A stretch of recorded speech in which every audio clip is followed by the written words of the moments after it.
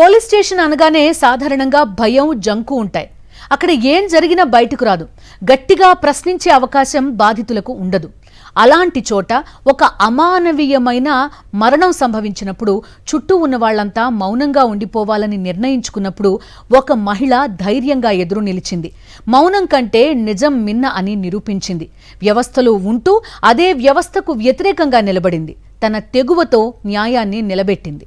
6 ఏళ్ల క్రితం తమిళనాడులో జరిగిన లాకప్ డెత్ కేసులో 9 మంది పోలీసులకు మరణశిక్ష విధించడం దేశవ్యాప్తంగా చర్చనీయాంశమైంది.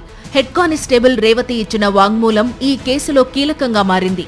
ఉన్నతాధికారుల ఆగ్రహానికి గురయ్యే అవకాశం, ఉద్యోగం కోల్పోయే ప్రమాదం ఉన్నా ఒత్తిళ్లు, బెదిరింపులు భయపెట్టినా న్యాయం వైపు నిలబడిన రేవతి నిర్భయత్వం సర్వత్రా ప్రశంసాపాత్రమవుతోంది. సాత్తాన్కుళం లాకప్ డెత్ కేసులో 9 మంది పోలీసులకు ఉరిశిక్ష విధిస్తూ సోమవారం మదురై సెషన్స్ కోర్టు సంచలన తీర్పు ఇచ్చింది. దేశవ్యాప్తంగా సంచలనం సృష్టించిన ఈ కేసు చట్టం ముందు నిలబడడానికి కారణం హెడ్ కానిస్టేబుల్ రేవతి.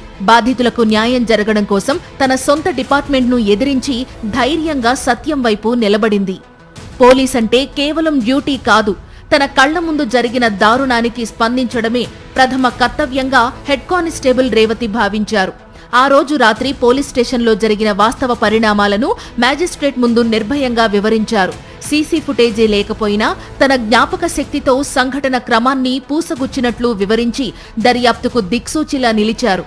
బాధిత తండ్రి కొడుకులు జయరాజ్, బెన్నిక్స్ ను స్టేషన్లో పోలీసులు దారుణంగా హింసించారని, రాత్రంతా తీవ్రంగా కొట్టారని, లాఠీలు, టేబుళ్లపై రక్తపు మరకలు ఉన్నాయని కోర్టుకు తెలిపింది.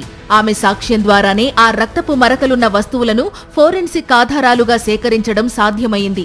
ఆ రక్తపు చుక్కలే నిందితుల నేరాన్ని శాస్త్రీయంగా నిరూపించడంలో కీలకంగా మారాయి. నేరస్తులకు కఠిన శిక్షలు పడేలా చేశాయి. ఒక యూనిఫామ్ వేసుకున్న వాళ్లపైనే సాక్ష్యం చెప్పడం అంటే సాధారణ విషయం కాదు. రేవతి చేసిన పని కొందరికి చాలా సింపుల్ అనిపించవచ్చు, కానీ ఒత్తిళ్లు, కుటుంబ భద్రతా భయాల మధ్య నిజం చెప్పడం సామాన్యులకు సాధ్యమయ్యే పని కాదు.